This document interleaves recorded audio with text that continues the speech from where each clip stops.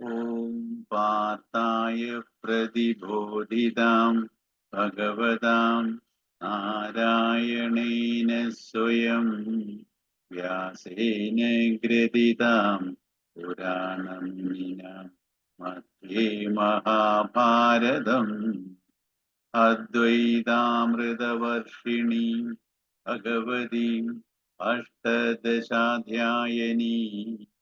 അംബ ത്വാമനുസന്ധരാമി ഭഗവദ്ഗീതേ ഭവദ്വേഷിണീ.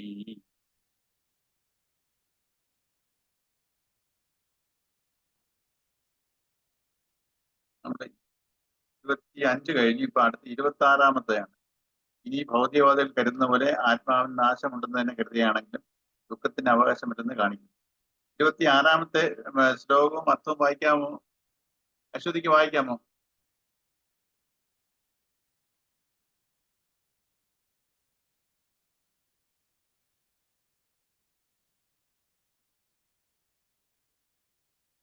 ഇത് വായിക്കാമോ? വായിക്കാം സാറേ, വായിക്കാം. അശ്വതി കേട്ടെങ്കിൽ വായിക്കാം.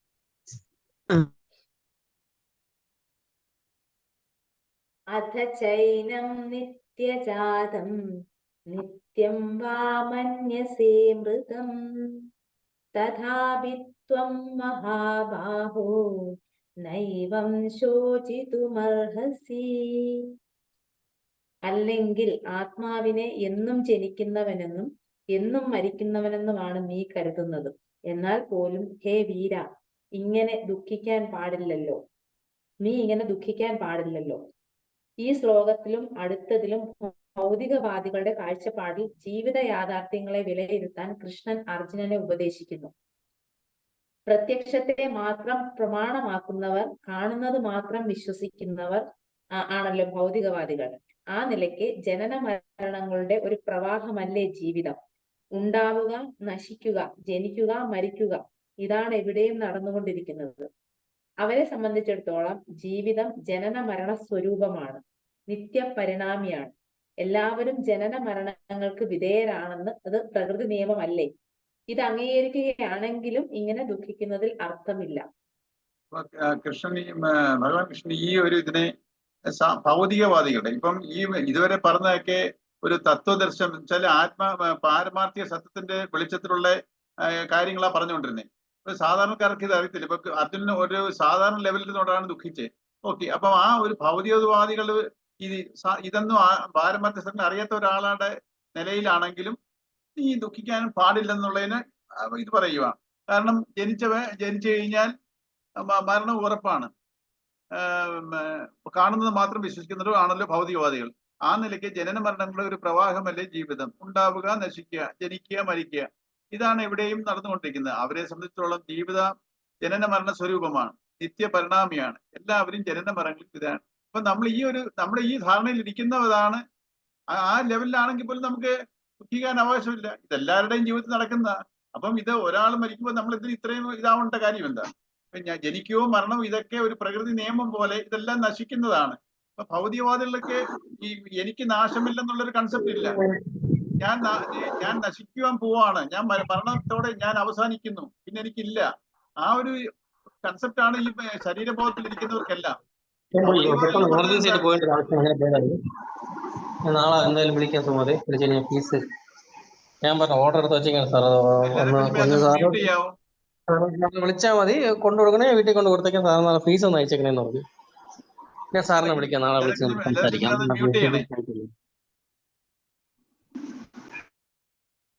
ഇപ്പം ഈ ഭൗതികവാദം എന്ന് പറയുന്നത് എന്താ?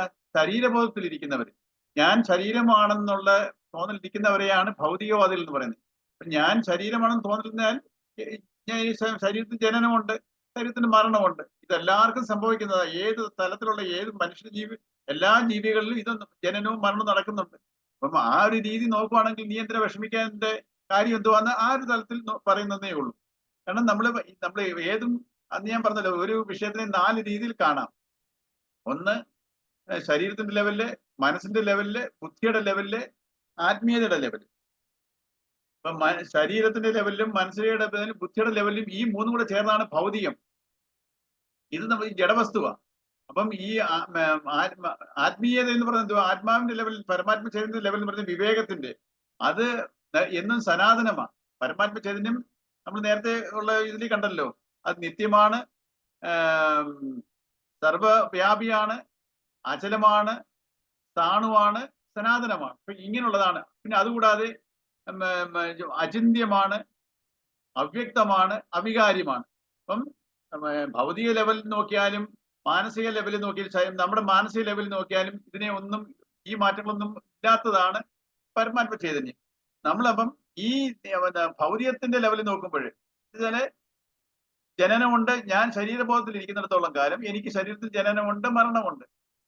എല്ലാവർക്കും മരണം ഉണ്ടെങ്കിൽ പിന്നെ ഒരാൾ മരിക്കുന്നതിൽ ദുഃഖിക്കേണ്ട കാര്യമില്ലല്ലോ. അപ്പൊ കൃഷ്ണൻ പല രീതിയിൽ ഈ ഇതിനെ കാണാൻ, ഈ അർജുനന്റെ വിഷമത്തിനെ, അർജുനന്റെ ദുഃഖത്തിനെ ഈ ഒരു പല രീതിയിൽ ആദ്യം പാരമാർത്ഥിക സത്യത്തിന്റെ വെളിച്ചത്തിലെല്ലാം നമ്മളെ പറഞ്ഞ് മനസ്സിലാക്കി. നീ അല്ലാതെ ഇപ്പൊ നീ സാധാരണ വിചാരിക്കുന്ന രീതിയിലാണെങ്കിൽ പോലും നീ എന്തിനാ ദുഃഖിക്കുന്നതെന്നുള്ള രീതിയിൽ അങ്ങനെ പറയും. അടുത്ത ശ്ലോകം അർത്ഥം ഗീതിക്ക് വായിക്കാവോ? വായിക്കാം. യാതസ്യ ഹി ധ്രുവോ മൃത്യുർ ധ്രുവം ജന്മ മൃതസ്യ ച തസ്മാദ പരിഹാര്യോർത്ഥേ നത്വം ശോചിതുമർഹസി. എന്തെന്നാൽ ജനിച്ചവന് മരണം തീർച്ചയാണ്, മരിച്ചവന് ജന്മവും തീർച്ചയാണ്. അതിനാൽ പരിഹാരമില്ലാത്ത ഇക്കാര്യത്തിൽ നീ സങ്കടപ്പെടരുത്. ജനിച്ചവൻ മരിക്കുന്നു, മരണശേഷം വീണ്ടും ജനിക്കുന്നു. ഇങ്ങനെ ചരാചരങ്ങളുടെ ആവിർഭാവ തിരോഭാവങ്ങൾ ആവർത്തിച്ചുകൊണ്ടിരിക്കുക എന്നതാണ് ജീവിതം എന്ന് കരുതുന്നു ഭൗതികവാദികൾ. എങ്ങു നിന്നോ ഇവയൊക്കെ വെളിയിൽ വരുന്നു, എങ്ങോ പോയി മറയുകയും ചെയ്യുന്നു എന്നാണ് അവരുടെ ധാരണ. ആധ്യാത്മിക ചിന്തകരെ സംബന്ധിച്ചിടത്തോളം ജീവിതത്തിന് നിശ്ചിതമായ ഒരു ഉദ്ദേശമുണ്ട്. ആർജിച്ചു പോയ വാസനകൾക്ക് അനുസൃതങ്ങളായ അനുഭവങ്ങൾ നേടി ആത്മവികാസം ത്വരിതപ്പെടുത്താനാണ് ഓരോ ജീവനും തനിക്ക് പറ്റിയ സാഹചര്യത്തിൽ ജന്മമെടുക്കുന്നതെന്ന് അവർ കരുതുന്നു. ജനനമരണങ്ങൾ അനിവാര്യങ്ങൾ തന്നെ എന്നതിൽ ഇരു കൂട്ടർക്കും തർക്കമില്ല. ജനനവും മരണവും ജീവിതത്തിന്റെ സ്വഭാവം തന്നെ. ആർക്കും അത് ഒഴിവാക്കാൻ പറ്റില്ല എങ്കിൽ അതിനെക്കുറിച്ച് പരിതപിക്കുന്നത് ബുദ്ധിശൂന്യതയാണ്. ഉച്ചവെയിലത്ത് നിന്നുകൊണ്ട് ഉഷ്ണം സഹിക്കാനാവാതെ സൂര്യനെ പഴിക്കുന്നത് വിവേകത്തിന്റെ ലക്ഷണമല്ലല്ലോ. അതുപോലെയാണ് ജീവിത രംഗത്ത് വന്നു നിന്ന് അതിന്റെ സ്വഭാവത്തെക്കുറിച്ച് ആവലാതിപ്പെടുന്നത്. മരണത്തെക്കുറിച്ച് ദുഃഖിക്കുന്നവൻ സ്വന്തം അജ്ഞത പ്രകടിപ്പിക്കുകയാണ് ചെയ്യുന്നത്. ശ്രീകൃഷ്ണന്റെ ജീവിതം തന്നെ സന്തോഷത്തിന്റെ ശാശ്വത സന്ദേശമാണെന്ന് കാണാം. സന്താപം അവിവേകത്തിന്റെയും സന്തോഷം വിവേകത്തിന്റെയും ലക്ഷണമാണെന്നത്രേ ശ്രീകൃഷ്ണ സിദ്ധാന്തം. പുഞ്ചിരിച്ചുകൊണ്ടേ ഇരിക്കുവിൻ എന്നാണ് ഗീതാചാര്യൻ മാനവരാശിക്ക് നൽകുന്ന ആഹ്വാനം. ജീവിതത്തിൽ വിജയം വേണമെങ്കിൽ പ്രശ്നങ്ങളെല്ലാം മന്ദഹാസത്തോടെ ഉന്മേഷത്തോടെ നേരിടണം. അതുകൊണ്ടാണ് മോഹാകുലനായ അർജുനന്റെ ദൈന്യഭാവം കണ്ടപ്പോൾ ഉന്മേഷവും ഉത്സാഹവും ഉത്തേജിപ്പിച്ച് കർത്തവ്യ നിർവഹണത്തിൽ അയാളെ സഹായിക്കാൻ കൃഷ്ണൻ ഒരുങ്ങിയത്. വെറും ഒരു സാധാരണക്കാരന്റെ കാഴ്ചപ്പാടിൽ നോക്കിയാലും ഇക്കാര്യത്തിൽ ദുഃഖത്തിന് അവകാശമില്ല എന്ന് അടുത്ത ശ്ലോകം വ്യക്തമാക്കുന്നു. അപ്പൊ ഇതാണ് ഇപ്പം ഈ അതിന്റെ കണ്ടിന്യൂഷൻ, കഴിഞ്ഞ ശ്ലോകത്തിന്റെ കണ്ടിന്യൂഷൻ ആണ്. ജനിച്ചവന് മരണം തീർച്ചയാണ്, മരിച്ചവന് ജന്മവും, ചില പുനർജന്മം ഉണ്ട്. കാരണം നമുക്കറിയാമല്ലോ, ഈ ഭൗതികവാദികളാണെങ്കിലും ശരീരബോധത്തിൽ ഇരുന്നാൽ പോലും ഞാൻ ശരീരമാണ്, ശരീരം മരിച്ചു പോകുന്നു. പക്ഷെ ഈ വാസനകൾ തിരിച്ചും ജന്മമെടുക്കുന്നു എന്നുള്ളത് നമുക്ക് എല്ലാവർക്കും അറിയാവുന്ന പുനർജന്മ സിദ്ധാന്തം എല്ലാവർക്കും അറിയാവുന്നതാണ്. കാരണം ഓരോ ജനിച്ചു വരുമ്പോൾ ഓരോ നമ്മൾ പറഞ്ഞു കൊടുക്കാതെ തന്നെ ഓരോന്നിനുള്ള ഇഷ്ടങ്ങളും ഓരോരുത്തരും ഓരോ രീതിയിലാകുന്നതും ഒക്കെ ആരുടെയും ഇൻഫ്ലുവൻസ് കൊണ്ടല്ല, അല്ല ആ ജന്മവാസനകൾ ജന്മവാസനകൾ തന്നെ പറയുന്നുണ്ട്. അപ്പൊ കഴിഞ്ഞ ജന്മത്തിലെ വാസനകളാണ് ഇപ്പൊ നമ്മൾ കൊണ്ടുവന്നിരിക്കുന്നത്. അപ്പൊ പുനർജന്മമുണ്ട്. അപ്പം ഇതനുസരിച്ച് എന്റെ വാസന അനുസരിച്ച്, എന്റെ കർമ്മഫലം അനുസരിച്ച് പുതിയ ശരീരം എടുക്കുന്നു. അപ്പം ജനിച്ചവൻ മരിക്കുന്നു, മരണശേഷം വീണ്ടും ജനിക്കുന്നു. ഇങ്ങനെ ചരാചരങ്ങളുടെ ആവിർഭാവ തിരോഭാവങ്ങൾ ആവർത്തിച്ചു കൊണ്ടിരിക്കുക എന്നാണ് ജീവിതം എന്ന് കരുതുന്നു ഭൗതികവാദികൾ. എങ്ങനെന്നോ എവിടെ നിന്നൊക്കെയോ, പക്ഷെ അവരുടെ ഈ ഇതിന്റെ ഒറിജിൻ എവിടാന്ന് അവർക്കറിയത്തില്ല. എവിടുന്നോ വരുന്നു, ജനിക്കുന്നു, മരിക്കുന്നു, പിന്നെയും ജനിക്കുന്നു, പിന്നെയും. അപ്പൊ ഈ ഒരു ചക്രത്തിലൂടെ കടന്നു പോവാണെന്നുള്ള അവർക്ക് ഒരു ധാരണയുണ്ട്. പക്ഷേ ഇതിന്റെ മൊത്തത്തിലുള്ള ആ ഒരു നമ്മുടെ പാരമാർത്ഥിക സത്യങ്ങൾ അവർ അറിയുന്നതുമില്ല. ആർജിച്ചു പോയ വാസനകൾക്ക് അനുസൃതങ്ങളായ അനുഭവങ്ങൾ തേടി ആത്മവികാസം ത്വരിതപ്പെടുത്താനോ ഓരോ ജീവനും തനിക്ക് പറ്റിയ സാഹചര്യത്തിൽ ജന്മമെടുക്കുന്നതെന്ന് അവർ കരുതുന്നു. ഈ ഒരു സാധാരണ ഒരു പരിജ്ഞാനമൊക്കെ എല്ലാവർക്കും ഉണ്ട്. പക്ഷേ ആത്യന്തികമായ ആ പാരമാർത്ഥിക സത്യങ്ങൾ അറിയുന്നില്ല താനും. അപ്പൊ അങ്ങനെ ആ രീതിയിലാണെങ്കിൽ പോലും നിനക്ക് വിഷമിക്കാൻ അതിനുള്ള ഇതില്ല, വിഷമിക്കാനുള്ള കാരണങ്ങളില്ല. ജനനവും മരണവും ജീവിതത്തിന്റെ സ്വഭാവം തന്നെ, ആർക്കും അത് ഒഴിവാക്കാൻ പറ്റില്ല. എങ്കിൽ അതിനെക്കുറിച്ച് പരിതപിക്കുന്നതിന് അത് ബുദ്ധിശൂന്യതയാണ്. നമ്മൾ വെയിലത്ത് നിന്നുകൊണ്ട് ഉഷ്ണം സഹിക്കുന്നില്ലല്ലോ എന്ന് പറഞ്ഞിട്ട് സൂര്യനെ പരിവിച്ചിട്ട് കാര്യമുണ്ടോ? അതിനൊക്കെ ഓരോ എക്സാമ്പിൾസ് പറയുന്നു. മരണത്തൊക്കെ ഇപ്പൊ നമ്മള് ഒരു കാര്യം നമ്മൾ ചിന്തിച്ചാൽ മനസ്സിലാവും, നമുക്ക് ഓരോ കാര്യങ്ങളും ദുഃഖമാണ്, നമ്മൾ ദുരിതം വരുന്നുണ്ട്, നമുക്ക് ഓരോ പ്രശ്നങ്ങൾ വരുമ്പോൾ നമ്മൾ ദുഃഖിക്കുകയാണ്. അപ്പൊ നമ്മൾ വളരെയായിട്ട് ഇരുന്ന് വിഷമിക്കുന്നു. ഈ വിഷമിച്ചുകൊണ്ട് എന്താ പ്രയോജനം? നമ്മൾ ഒത്തിരി വിഷമിക്കുന്നതുകൊണ്ട് അതിനെന്തെങ്കിലും സൊല്യൂഷൻ ഉണ്ടാവുമോ? അപ്പം നമുക്ക് ഓരോ ദുഃഖാനുഭവങ്ങൾ വരുമ്പോഴേ നമ്മൾ അതിൽ ദുഃഖിച്ചങ്ങ് താഴ്ന്നു പോവുകയാണെന്നിരിക്കട്ടെ, അതുകൊണ്ട് എന്താ വിശേഷം? ആ ദുഃഖിച്ചിരിക്കാതെ വിവേകത്തിൽ അതിനെ പ്രതിരോധിക്കാനുള്ള, അതിനെ ഡിഫെൻസ് ചെയ്യാനുള്ള, അതിനെ എന്താണ് പ്രതിവിധി എന്നുള്ളത് നോക്കി വിവേകത്തിൽ പ്രവർത്തിക്കുന്നതിന് പകരം നമ്മൾ ദുഃഖിച്ചിരുന്നാലോ ആ ദുഃഖം കൊണ്ട് എന്തെങ്കിലും ഒരു പ്രതിവിധി നടക്കുമോ? അപ്പൊ അതിനുപരി അതൊരു വേണ്ടാത്ത കാര്യങ്ങളായിരിക്കും നമ്മൾ ചെയ്യുന്നത്. ദുഃഖത്തിൽ ഇരുന്നുകൊണ്ട്, നമ്മൾ വികാരത്തിൽ ഇരുന്നുകൊണ്ട് നമ്മൾ ചെയ്യുന്ന പ്രവർത്തികളെല്ലാം കൂടുതൽ ദുഃഖം വരുത്തി വെക്കുന്ന പ്രവർത്തികളായിരിക്കും. അതേ സമയത്ത് ആ ദുഃഖത്തിൽ നിന്ന് മാറി നിന്ന് നമ്മൾ വിവേകത്തിൽ ചിന്തിച്ച് പ്രവർത്തിച്ചാൽ ആ ദുഃഖത്തിന്റെ ഇന്റൻസിറ്റി കുറയും, കൂടുതൽ ദുരിതങ്ങൾ നമുക്ക് ഉണ്ടാവത്തില്ല. അപ്പം നമ്മൾ ഈ ഒരു വിഷമിക്കുന്നതിന്റെ ഏതൊരു അനുഭവം വരുമ്പോഴും വിഷമിച്ചിട്ട് അതിന് ഒരു സൊല്യൂഷനും അല്ല, അതുകൊണ്ട് അതിന് മാറിക്കിട്ടുമോ? അപ്പൊ നമ്മൾ നമ്മുടെ ദുഃഖത്തിൽ നിന്നും വിഷമത്തിൽ നിന്നും മാറി നിന്ന് ഈ അനുഭവങ്ങളെ ഒരു സാക്ഷി ഭാവത്തിൽ കാണാൻ ശ്രമിച്ചാൽ നമുക്ക് നമ്മുടെ ദുരിതത്തിലോട്ട് മനസ്സ് പോകത്തില്ല. അപ്പൊ ഈ ഒരു ഭൗതിക രീതിയിലാണെങ്കിൽ പോലും നമ്മൾ ഇതിനെ വിവേകത്തിൽ കാണാൻ പറയുന്നു ശ്രീകൃഷ്ണൻ. പാരമാർത്ഥികൾ ഒന്നും അറിയത്തില്ല, സാധാരണ ഒരു ലോക ന്യായങ്ങളുണ്ട്. ജനിച്ചാൽ മരിക്കും, എല്ലാവർക്കും ദുഃഖമുണ്ട്, ആർക്കും ഇതിനകത്ത് കർമ്മഫലത്തിൽ നിന്ന് മാറി നിൽക്കാൻ പറ്റത്തില്ല. അപ്പൊ ഞാൻ എന്തിന് ഇത്ര ദുഃഖിക്കുന്നു? ഞാൻ അല്ലെങ്കിൽ ഈ ഒരു കേസ് പറയുന്നത് എന്തൊക്കെയാ? എത്രയോ ആൾക്കാർ ഓരോ സന്ദർഭങ്ങൾ വരുമ്പോഴത്തേക്ക് ജീവിതത്തിൽ ഒരു അത്യാവശ്യ സന്ദർഭം ഇനി എനിക്ക് ഒക്കത്തില്ല, ഇനി സാധ്യമല്ലെന്ന് പറഞ്ഞുകൊണ്ട് എത്രയോ പേര് ജീവൻ കൊടുക്കുന്നു. നമ്മൾ ഓരോരുത്തരും ഇങ്ങനെ നോർമൽ നിങ്ങൾ ചില പ്രത്യേക ഘട്ടങ്ങളിൽ ചെന്നുപെടുമ്പോൾ നമ്മളും ഇതേ അവസ്ഥയിലോട്ട് പോകും. അതിന് നമ്മൾ ഈ ഒരു വിവേക വിചാരം ഉണ്ടായാൽ നമ്മൾ ഈ ദുഃഖത്തിൽ നിന്ന് മാറി നിൽക്കാൻ പഠിക്കണം. ദുഃഖത്തിലോട്ട് അങ്ങ് മുങ്ങിത്താഴ്ന്നു പോകുന്നതിന് പകരം ദുഃഖത്തിൽ നിന്ന് മാറി നിൽക്കാൻ പഠിക്കണം. ഈ ഭൗതിക പാരമത്സരങ്ങൾ അറിഞ്ഞില്ലേ തന്നെ ഇതൊരു സാധാരണ ലോകന്യായമായത്. നമ്മൾ മറ്റുള്ളവരെ ഉപദേശിക്കുന്നതാ. നമ്മൾ ഈ പാരമാർത്ഥ സത്യങ്ങളൊക്കെ അറിഞ്ഞിട്ടാണോ ഒരു മരണം നടന്ന വീട്ടിലോ ഇങ്ങനെയൊക്കെയുള്ള പ്രശ്നങ്ങൾ ഇരിക്കുന്ന ഒരാളെ നമ്മൾ ഉപദേശിക്കുന്നത്? നമുക്ക് സാധാരണ ഒരു കോമൺ സെൻസ് ഉണ്ട്, അത് വെച്ചിട്ട് നമ്മൾ മറ്റുള്ളവരെ ഉപദേശിക്കും. അപ്പം ഈ ഒരു സാമാന്യ ന്യായം എല്ലാവർക്കും അറിയാവുന്നതാ. അപ്പൊ കൃഷ്ണൻ ആ ലെവലിൽ പറയുക, നിനക്ക് ഭൗതികവാദികളുടെ രീതിയിലാണെങ്കിൽ പോലും ഈ പറയുന്ന നിന്റെ ദുഃഖത്തിന് ന്യായമില്ല. അതാണ് കൃഷ്ണൻ ഈ രണ്ട് ശ്ലോകത്തിൽ കൂടെ പറയുന്നത്. അപ്പം ഇതിനനുസരിച്ച് നമ്മള് കാര്യങ്ങളെ കണ്ടാൽ എനിക്ക് ഈ ദുഃഖത്തിൽ നിന്ന് മാറി നിൽക്കാൻ പറ്റും. ഏതിനെയും നമ്മള് ദുഃഖത്തിന്റെ രീതിയിലില്ല. അതുകൊണ്ടാണ് ഇപ്പൊ ഈ 10ാമത്തെ ശ്ലോകത്തില് ഈ അർജുനൻ വിഷാദമായിട്ട് ഇരിക്കുമ്പോഴേ ഒരു ഗീതയുടെ ഒരു പിക്ചറൈസേഷൻ ഉണ്ടല്ലോ. രഥത്തിൽ കൃഷ്ണനും അർജുനും ഇരുന്ന് രഥം പിടിക്കുന്നത് അതിനകത്തിലെ അർജുന്റെ മുഖഭാവം വിഷാദത്തിലും കൃഷ്ണന്റെ മുഖഭാവം പുഞ്ചിരിയാണ്. കാരണം ഈ വിഷാദത്തിന് ഒരു ബേസും ഇല്ല. അപ്പം നീ വിഷമിക്കുന്നതിന് ഒരു കാര്യവും ഇല്ല, ഒരു അടിസ്ഥാനവും ഇല്ല. നിനക്ക് ഈ ദുഃഖത്തിൽ നിന്ന് മാറി നിനക്ക് വിജയം സുനിശ്ചിതമാണ്. കാരണം ഈ പരമാത്മാവായ ശ്രീകൃഷ്ണനെ ആശ്രയിച്ചിരിക്കുകയാണ് അർജുനൻ. അപ്പം ആ കൃഷ്ണൻ ഉറപ്പാണ് ഈ വിവേകത്തിലോട്ട് ഈ ശിഷ്യനെ കൊണ്ടുവരാം എന്നുള്ള അതാണ് ഇപ്പൊ നമ്മൾ ഏതിലും നമ്മൾ ദുഃഖത്തിൽ നിന്ന് വിവേകത്തിലോട്ട് വരുമ്പോഴത്തേക്ക് നമുക്ക് അതിൽ വിജയം സുനിശ്ചിതമാണ്. അതേസമയത്ത് നമ്മൾ ഈ പരമാത്മ ചൈതന്യത്തിന് അല്ലെങ്കിൽ പരമാത്മാവ് ശ്രീകൃഷ്ണനെ ആശ്രയിക്കുന്നില്ലെങ്കിലോ നമ്മുടെ അവിവേക മനസ്സ് ഈഗോ മൈൻഡ് നമ്മളെ വഴിതെറ്റിച്ചുകൊണ്ട് പോകും. അപ്പം ഈ ഒരു ഏത് സംഗതിയും നമ്മള് പ്രസന്ന ഭാവത്തില് എനിക്ക് നമ്മളെന്തെങ്കിലും ഒരു പ്രശ്നത്തിൽ നിന്ന് ചാടുമ്പോഴേ നമ്മുടെ ഫേസേ മാറിപ്പോകും. നമ്മള് പരിഭ്രാന്തിയും എല്ലാം നമ്മുടെ മുഖത്ത് വരും. അപ്പൊ ഇതിന് മാറി നിന്ന് നോക്കിയാൽ ഇത് നല്ലത് വരും ചീത്ത വരും അങ്ങനെ നിൽക്കത്തില്ല, ഇതെല്ലാം മാറുന്നതാ. ഈ പ്രതിസന്ധിയെ ഞാൻ എങ്ങനെ അഭിമുഖീകരിക്കണം എന്നുള്ള രീതിയിൽ നമ്മൾക്ക് ആ ഒരു മാറി നിന്ന് ചിന്തിക്കാൻ, വികാരത്തിലിരിക്കാതെ മാറി നിന്ന് ചിന്തിക്കാൻ തുടങ്ങിയാൽ അത് വിവേകമാവും. ആ വികാരത്തിൽ നിന്ന് മാറുമ്പോഴത്തേക്ക് തന്നെ എന്നിൽ വിവേകം ഈ വിവേകം എന്ന് പറഞ്ഞാൽ നമ്മുടെ പരമാത്മ ചൈതന്യത്തിനുള്ള പ്രകാശമാണ്. അത് എന്റെ മനസ്സിലോട്ട്, എന്റെ ബുദ്ധിയിലോട്ട് പതിക്കാൻ തുടങ്ങും. ഈ വിവേകം അത് എപ്പോഴാണ് പതിക്കാൻ തുടങ്ങുന്നത്? ഈ വികാരങ്ങൾ ഇല്ലാതിരിക്കുമ്പോൾ. അപ്പൊ ഈ വികാരങ്ങളിൽ നമ്മൾ മാറാൻ പഠിക്കണം. ഈ വികാരങ്ങളിൽ നിന്ന് മാറി അതിനെ മാനേജ് ചെയ്ത് അതിനെ അതിന്റെ ആധിക്യത്തിലോട്ട് വിടാൻ നിൽക്കുമ്പോഴേ നമുക്ക് ആ നമ്മളിലുള്ള ഈശ്വര ചൈതന്യം, അതാണ് ആ ചൈതന്യത്തിലുള്ള ഡയറക്ഷൻസ് നമുക്ക് ബുദ്ധിക്ക് കിട്ടും. അപ്പൊ നമുക്ക് ഓരോ കാര്യങ്ങളെ വേണ്ട വിധത്തിൽ മാനേജ് ചെയ്ത് അതിനെ തരണം ചെയ്യാൻ സാധിക്കും. അല്ലാതെ നമ്മൾ ദുഃഖത്തിലോട്ട് അങ്ങ് മുഴുകിപ്പോയാൽ, ഈ വികാരത്തിൽ അങ്ങോട്ട് മുഴുകിപ്പോയാൽ നമ്മൾ വിവേകം പ്രവർത്തിക്കത്തില്ല. നമ്മൾ വേണ്ടാത്ത കാര്യങ്ങൾ ചെയ്തു കൂട്ടി കൂടുതൽ കൂടുതൽ ദുരിതങ്ങളെ നമ്മൾ വരുത്തി വെക്കും.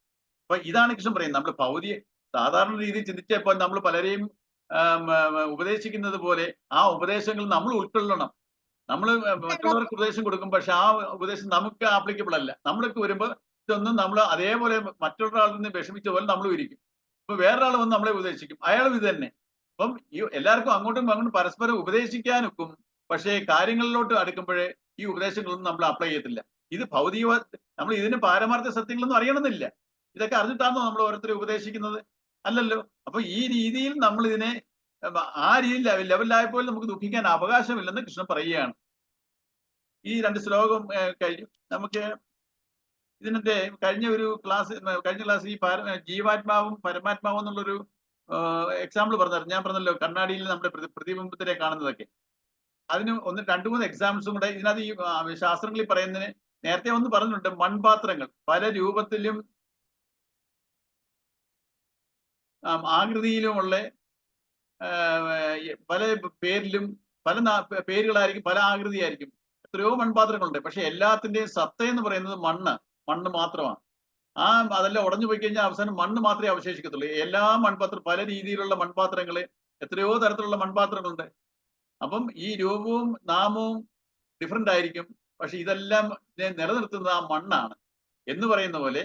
അതേപോലെ എത്രയോ ആഭരണങ്ങളുണ്ട്, സ്വർണ്ണാഭരണങ്ങൾ, എല്ലാം എത്രയോ വെറൈറ്റി സ്വർണ്ണാഭരണങ്ങളുണ്ട്. പക്ഷെ എല്ലാത്തിന്റെയും സത്ത, ഉണ്മയെന്ന് പറയുന്നത് ആ സ്വർണമാണ്. അപ്പൊ ഇതുപോലാണ് ജീവാത്മാവും പരമാത്മാവും. ഈ ജീവാത്മാവിന്റെ സത്തയാണ് പരമാത്മാവ്. ഈ ജീവാത്മാവും പരമാത്മാവും എന്നുള്ള ഡിഫറൻസ് എന്താ? ഈ പരമാത്മ ചൈതന്യത്തിൽ കുറച്ച് ഈ വാസനയിൽ റിഫ്ലക്ട് ആവുന്നതിനാണ് ജീവാത്മാവ് എന്ന് പറയുന്നത്. അപ്പം ഇതുപോലാണ് ഇതിന്റെ ഇതുപോലെ വെള്ളത്തിലെ വെള്ളത്തിൽ എത്രയോ കുമിളകൾ ഉണ്ടാകുന്നു. ആ കുമിളകള് വെള്ളം തന്നെയല്ലേ? അതിങ്ങനെ ഒരു ഫിലിം പോലെ, ബബിൾസ് പോലെ ഇങ്ങനെ പൊങ്ങി വരുന്നു. ആ വെള്ളം തന്നെയാണ് ആ ഫിലിമായിട്ട് ഇങ്ങനെ നിൽക്കുന്നത്. അപ്പം വെള്ളത്തിൽ നിന്നുണ്ടാവുന്ന കുമിളകൾ പോലാണ് നമ്മുടെ ഈ ജീവാത്മാവ്. പരമാത്മ ചൈതന്യത്തിൽ നിന്ന് ഉണ്ടായ ഒരു കുമിളയാണ്, ഒരു രൂപമാണ്. ആ വാസനയിൽ പ്രതിഫലിച്ചപ്പോൾ ഒരു രൂപമായിട്ട് നമുക്കൊരു ഭ്രമം. അല്ലാതെ അവിടെ ശരിക്കും രൂപമില്ല. കാരണം ആ കുമിള പൊട്ടിക്കഴിഞ്ഞാൽ തിരിച്ചു അവിടെ അത് വെള്ളമാണ് മൊത്തം. അപ്പൊ ഈ ജലത്തിൽ നിന്നുണ്ടാവുന്ന കുമിളകൾ പോലെ ഇതുപോലെ, അല്ലെങ്കിൽ നമ്മുടെ കണ്ണാടിയിൽ കാണുന്ന പ്രതിബിംബം, ആ പ്രതിബിംബം ശരിയാണോ? പ്രകാശം ഇല്ലെങ്കിൽ പ്രതിബിംബം ഇല്ല. അപ്പൊ ഇതുപോലെ വേറെ എക്സാമ്പിൾസ് പറയും. പല പാത്രങ്ങൾ വെള്ളം ഇരിക്കുന്നു, സൂര്യനോ അല്ലെങ്കിൽ ചന്ദ്രനോ അതെടുക്കുമ്പോൾ അതിന്റെ എല്ലാം പ്രതിഫലനം ഉണ്ടാവും. സൂര്യനെ നമുക്ക് വെള്ളത്തിൽ കാണാം, നമ്മുടെ പാത്രത്തിലെ വെള്ളത്തില്. ഈ സൂര്യൻ പരമാത്മാവാണെങ്കിൽ ആ കാണുന്ന വെള്ളത്തിൽ കാണുന്ന പ്രതിബിംബമാണ് ജീവാത്മാവ്. ആ ജീവാത്മാവിന് അസ്തിത്വം ഉണ്ടോ? ആ പ്രതിബിംബത്തിന് അസ്തിത്വം ഉണ്ടോ? ആ വെള്ളം അതിനകത്ത് പോയി കഴിഞ്ഞാൽ പ്രതിബിംബം ഇല്ല. അപ്പൊ നമ്മുടെ വാസന ഇല്ലെങ്കിൽ ഞാനില്ല, ഞാൻ പരമാത്മ ചൈതന്യമായി കഴിഞ്ഞു. അപ്പൊ നമ്മളൊന്ന് ഈ ഇരിക്കുന്ന നമ്മൾ സംസാരിക്കുന്ന നമ്മളെല്ലാവരും എന്താണ്? അസ്തിത്വം ഇല്ലാത്തവരാണ്. അതിനൊരു സ്ഥിരതയില്ലാത്തവരാണ്. ഇത് എനിക്ക് എന്നും നിലനിൽക്കുന്നതല്ല. ഇതിങ്ങനെ മാറി എനിക്ക് പരമാത്മാവിനെ ലയിക്കേണ്ടതാണ്. ഈ വാസനകളാണ് എന്നെ ഈ രൂപത്തിലോട്ട് മാറ്റിയിരിക്കുന്നത്. ഈ എന്റെ വാസനകൾ അഴുക്കുകളാണ്. ഈ വാസനകൾ മാറ്റിയാലോ എനിക്ക് പരമാത്മ ചൈതന്യമാകാം. അപ്പൊ ജീവാത്മാവും പരമാത്മാവും എന്നുള്ള ഒരു ഡിഫറൻസിയേഷൻ, ആ ഒരു വ്യത്യാസം എന്ന് പറഞ്ഞാൽ ഈ രീതിയിലേ ഉള്ളൂ. ജീവാത്മാവിന് സ്ഥിരതയില്ല. എത്ര കാലം വരെ ആ പരമാത്മ ചൈതന്യത്തിന്റെ പ്രതിഫലനം ഉണ്ടോ അതുവരെയേ ഉള്ളൂ ആ ജീവാത്മാവിന്റെ ആസ്തി. അതിനുശേഷം അതിനില്ല, അസ്തിത്വമില്ല. അപ്പം ഈ അതുവരെയേ ഉള്ളൂ. നമ്മളൊരു നേരത്തെ ഞാൻ പറഞ്ഞല്ലോ, ഒരു തുണിയുടെ ബൊമ്മ പോലെ നിൽക്കുന്ന പല ഹൈവേ സൈഡിലേക്ക് കാണും. അതിനകത്ത് ഇവിടെ എയർ ഇങ്ങനെ കടത്തി വിടുമ്പോൾ ഒരു രൂപം വന്ന് നമ്മളെ വിളിക്കുന്ന പോലെയൊക്കെ തോന്നും. ആ എയർ കടത്തി വിടുത്തില്ലെങ്കിൽ അതിങ്ങനെ ചുരുണ്ടുകൂടി അതൊന്നുമില്ല, അതിനൊരു ഇതേ ഇല്ല എന്ന് പറയുന്നതിനേ ഉള്ളൂ. നമ്മളെല്ലാം ഇപ്പൊ ഈ ഇരിക്കുന്ന അസ്തിത്വം ഇല്ലാത്ത, ഉണ്മയില്ലാത്ത, സ്ഥിരതയില്ലാത്ത നമ്മള് നമ്മൾ എന്തൊക്കെയോ നമ്മുടെ ഈഗോ നമ്മളെ വഴിതെറ്റിച്ചുകൊണ്ട് പോകുന്നു. അപ്പൊ നമ്മൾ ഈ പാരമാർത്ഥ സത്യങ്ങളൊക്കെ മനസ്സിലാക്കിയാൽ നമ്മുടെ ഈ ശരീര മനോബുദ്ധികൾ ഉണ്ടാവുന്ന അനുഭവങ്ങളെയൊക്കെ നമ്മൾ അതുമായിട്ട് കൊണ്ട് ഇഴുകി ചേരത്തില്ല. നമ്മൾ ഇതിൽ നിന്നൊക്കെ മാറി നിന്ന് ഈ അനുഭവങ്ങളെ സുഖമായാലും നമ്മൾ കണ്ട് ഇതെല്ലാം മാറുന്നതാ. ഈ അനുഭവങ്ങളെല്ലാം എന്റെ ശരീരം തന്നെ മാറ്റം നടന്നുകൊണ്ടിരിക്കുക. ഈ ശരീരത്തിലുള്ള അനുഭവങ്ങളും മാറുന്നതാ. ഞാൻ ഇതിനകത്ത് കിടന്ന് മുങ്ങി താഴേണ്ട കാര്യമില്ല. ഞാൻ മാറി നിന്ന് സാക്ഷീഭാവത്തിൽ കാണാനുള്ള ഒരു ഇതുണ്ടാവും. ഇതാണ് ജീവാത്മാ പരമാത്മാവിന്റെ ഈ ഒരു തത്വം മനസ്സിലാക്കിയവർക്ക്. ഈ രണ്ടാം ശ്ലോകത്തിലെ ആ പാരമാർത്ഥിക സത്യങ്ങളെ വെച്ചിട്ടല്ല പറഞ്ഞേക്കുന്നത്. ഭൗതികവാദികളുടെ നിലയിലുള്ള ന്യായവാദങ്ങളിൽ വെച്ച് അർജുനനെ പല രീതിയിൽ ഈ ഒരു സത്യത്തിനെ മനസ്സിലാക്കിക്കുക. പാരമാർത്ഥ സത്യ ലെവൽ കുറെ പറഞ്ഞു.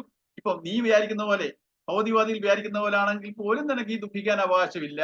നമ്മൾ സാറിന് ഓരോരുത്തർ ഉപദേശിക്കത്തില്ലയോ? അതേപോലെ ആ ഉപദേശങ്ങളാണ് ഈ രണ്ട് ശ്ലോകത്തിൽ നമ്മൾ കണ്ടത്, ഭൗതികവാദികളുടേതായ രീതി.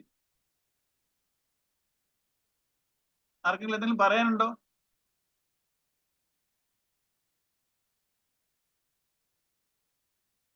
അശ്വതിക്ക് ആ ജീവാത്മ ഇന്നലെ പറഞ്ഞല്ലോ, ശരിക്കും കേട്ടില്ല, ഡേറ്റ ആയിട്ടാ ജോയിൻ ചെയ്തുകൊണ്ട് അതിന്റെ ഒരു ക്ലാരിറ്റി വന്നിട്ടുണ്ടോ? ജീവാത്മാവും പരമാത്മാവും ആ ഒരു കൺസെപ്റ്റ് മനസ്സിലായി.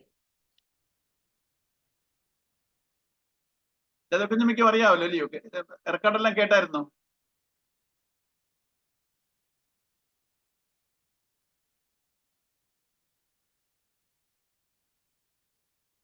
ശരി, നമുക്ക് ഇതിപ്പോ രണ്ട് ശ്ലോകമായി. നമുക്ക് മൺഡേ നമുക്ക് അടുത്ത ശ്ലോകത്തിലോട്ട് പോകാം. വേറെ ആർക്കും എന്തെങ്കിലും പറയാനുണ്ടോ? ഒന്നുമില്ലല്ലോ.